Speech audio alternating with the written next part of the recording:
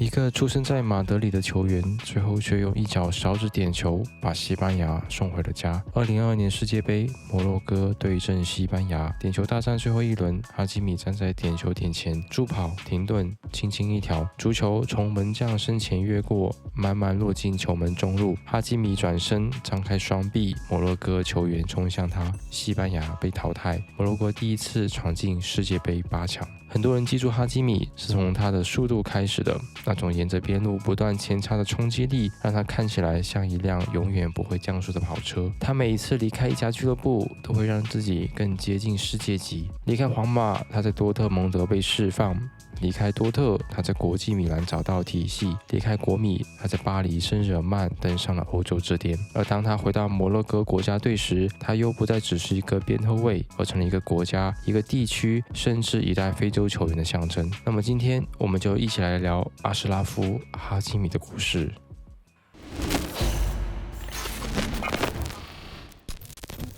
哈基米从小在马德里长大，进的是皇马青训，但他心里一直有另一个答案：摩洛哥。1998年11月4日，哈基米出生在西班牙马德里。他的父母来自摩洛哥，一个北非的国家。很多移民家庭的孩子都会在两种身份之间长大，生活在一个地方，语言和教育来自一个地方，可家庭记忆、文化归属又指向另外一个地方。哈基米也是这样。从足球角度来看，他是标准的西班牙体系产物。小时候，他先在马德里周边踢球，后来进入皇家马德里青训营。对于任何一个孩子来说，这几乎都是梦开始的地方。皇马青训意味着什么？它意味着更高的训练标准、更强的竞争、更早接触职业足球的要求。你身边的每一个孩子都可能是某个地区里最好的天才。哈基米就是在这样的环境里长大的。他进入皇马青训就明白了一件事：这里不是只靠喜欢足球就能留下来的地方，每一步都要竞争，每一年都会有人离开。等到哈基米进入一线队视野时，皇马的右后位置已经属于卡瓦哈尔。对于一个年轻球员来说，这几乎不是普通意义上的竞争，因为卡瓦哈尔不只是主力，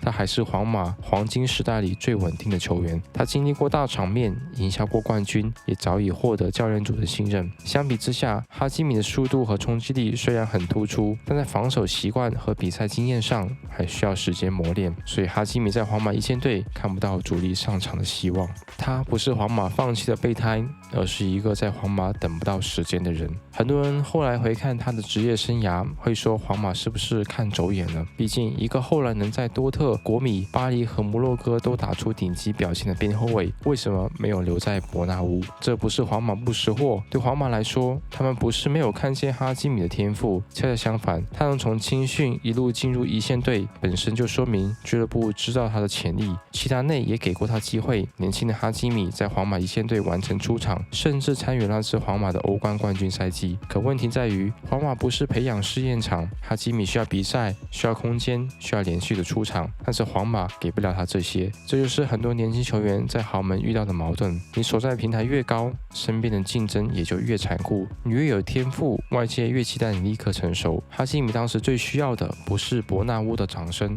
而是出场机会。所以2018年，当哈基米被租借到多特蒙德时，表面上看这只是一次年轻球员常见的外租，但对他来说，这更像是职业生涯第一次真正离开保护层。他不再是皇马体系里的潜力球员，而是要在一个新的联赛、新的节奏里，靠比赛一点点证明自己。皇马给了他最初的平台，但真正让哈基米开始稳定成长、释放特点的地方，不是马德里，而是多特蒙德。哈基米真正被世界看见，不是在皇马，而是在多特蒙德。2018年夏天，哈基米以租借身份加盟多特蒙德。对年轻球员来说，那是一支相对适合成长的球队。多特没有皇马那样密集的冠军压力，也更愿意让年轻球员在比赛中积累经验。哈基米的速度、冲击力和前插能力，在这样的环境里有了更多被使用的空间。而哈基米最需要的正是空间。到了多特，他不再只是皇马一线队边缘的年轻球员，球队给了他更明确的比赛角色。他可以从边路无论推进，可以更积极的参与前插，也可以在攻防转换中直接靠近对方禁区。这样的环境开始真正放大他的特点。这时，人们才开始真正理解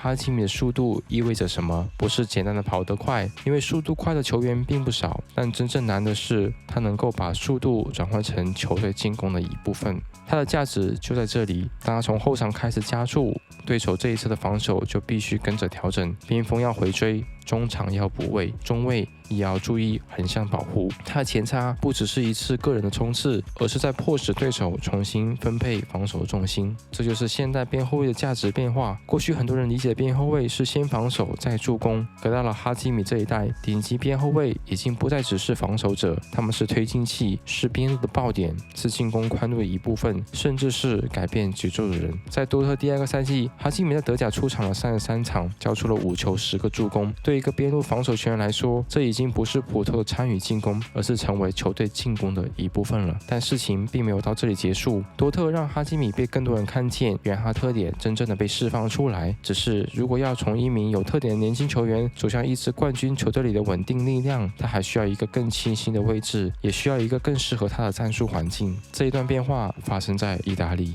哈基米在国际米兰只踢了1年，却完成了很多球员几年都做不到的证明。2020夏天，哈基米从皇马永久转会国际米兰，这个决定放在当时其实很有意思，因为他刚刚在多特证明了自己。这里说他可以回到皇马继续争取正选的位置，但他却选择了国米。到了孔蒂的3中卫体系里，哈基米的特点得到了更清晰的使用，因为他身后有3中卫的保护，他在右翼位置上可以靠得更前，也能频繁地参与进攻。这个角色对体能和判断要求极高，但他减少了他身后防守的压力，也让他的速度和前插能力有了更稳定的发挥空间。他终于被放进了一个真正围绕边翼位价值运转的体系里，这就是哈基米在国米爆发的原因。他不是突然变强，而是他的能力第一次被系统性的使用。你会看到他在右路一次次冲刺，接到转移球后直接压到禁区边缘。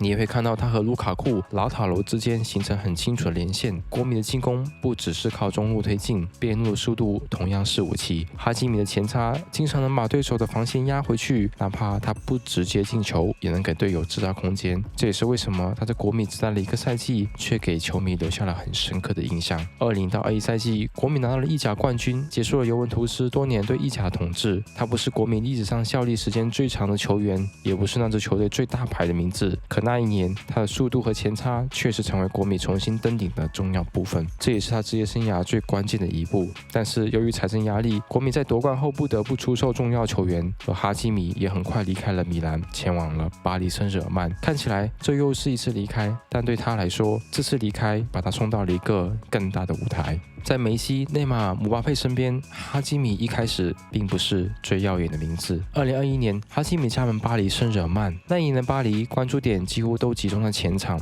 梅西来到球队，内马尔依然在阵中，姆巴佩也正处于最受瞩目的阶段。万箭抬到巴黎时，最先提起的往往是这些进攻端的明星。对一个边后卫来说，这样的环境既有好处也有局限。好处是你会站在欧洲足坛最受关注的球队之一，身边也有足够多高水平的球员。局限在于球队的大部分话题和镜头往往会集中在前场的球星身上，即便你表现稳定，也不一定会成为外界讨论的重点。哈基米在巴黎的前几年基本上就是在这样背景下继续成长，真正的变化出现在巴黎完成阵容重建之后。当梅西、内马尔离开，姆巴佩也不再是那个围绕一切运转的中心，巴黎从一支巨星堆叠的球队慢慢变成了一支更整体、更年轻、更讲究压迫和跑动的球队。恩里克来到巴黎之后，哈基米在球队里的作用也变得更加清晰。他不再只是一个沿边路前插的右后卫，他可以拉开宽度，也可以进攻内切，可以冲到底线参与进攻，也可以进入中路完成连接。在进攻时，他能把位置推到很靠前的区域；在防守时，又需要迅速的回到后场。也就是说，他的速度和跑动不再只是个人特点，而是被放进了巴黎整体的体系之中。24到25赛季，这是哈基米在巴黎生涯真正被重新定义的一年。那一年，巴黎一路杀进欧冠决赛，对手正好是他旧主国际米兰，一个曾向国米完成冠军证明的边翼位，前后穿着巴黎的球衣，面对老东家站上了欧冠决赛的舞舞台。比赛第12分钟，巴黎打出配合，杜埃送出传球，哈基米出现在门前，把球送进网窝，巴黎1-0领先。他没有疯狂庆祝，最终巴黎5-0击败国际米兰，拿到队史第1座欧冠冠军。这是欧冠决赛历史上极具冲击力的一场胜利，也是巴黎多年追逐欧冠之后终于得到了答案。值得注意的是，整个24到25的欧冠赛季，哈基米贡献了4球5个助攻，一个后卫单赛季直接参与9个欧冠进球，这已经远远超出传统边后卫的范围。这一刻也让哈基米此前的极段经历有了新的连接。皇马给了他起点，多特让他的特点被看见，而国米让他在合适的体系里成为冠军球员，到巴黎则让他站上了欧冠决赛的舞台。他已经不再是某个体系里的年轻球员，也不只是依靠速度制造威胁的边后卫。到了这个阶段，哈基米已经成为一名可以在最高水平比赛中承担重要角色的球员。只是对他来说，俱乐部的荣誉并不是全部，真正让他名字拥有更深意义的，仍然是那届摩洛哥的球衣。对巴黎来说，哈基米是世界级的边后卫，但对摩洛哥来说，他代表的是一代人的梦想。很多球员都有国家队生涯，但不是每个人都能在国家队里成为象征。哈基米之所以特别，是因为他的国家队故事、身份、家庭、移民、非洲足球的崛起，全部都交织在一起。他出生在西班牙，接受过西班牙足球教育。按道理，他人生路径完全可以走向另一种可能，但哈基米却选择了摩洛哥。2022年世界杯，摩洛哥成为整个赛事最特别的球队之一。他们不是传统意义上夺冠热门，却一路踢得极其顽强。小组出线，淘汰西班牙，击败葡萄牙，最终成为世界杯历史上第一支进入4强的非洲球队。而那场对西班牙点球大战，几乎是哈基米身份故事的浓缩。他面对的是自己出生的国家，他脚下罚出的是决定摩洛哥命运的一球，他选择的方式却是一脚冷静到极致的勺子点球。这不是普通的技术动作，在那种压力下选择勺子点球，本身就需要极强的心灵稳定。罚丢了，他会被质疑自大；罚进了，他就会成为历史画面的一部分。最终，他罚进了这颗点球。那一刻，摩洛哥球员冲向场内，替补席上的人也全部起身庆祝。电视机前，很多摩洛哥球迷也在见证这一幕。到了2024年巴黎奥运会，哈基米又以超龄球员的身份代表摩洛哥出战，并担任重要角色。摩洛哥最终在铜牌战6-0击败埃及，拿到了奥运男足铜牌。从世界杯4强到奥运奖牌，摩洛哥的足球不再只是偶尔制造冷门，他开始连续出现在世界舞台的重要位置上，而哈基米正好站在这条时间线上。在皇马，他学会了顶级足球的标准；在多特，他学会了释放天赋；在国米，他学会了成为体系的武器；而在巴黎，他学会了在最高舞台上决定比赛。在摩洛哥，他终于不只是一个球员，而成了一代人的象征。这就是阿什拉夫·哈基米的故事。如果视频让你更加了解他，请点赞分享。这里是节目，我们下个故事再见。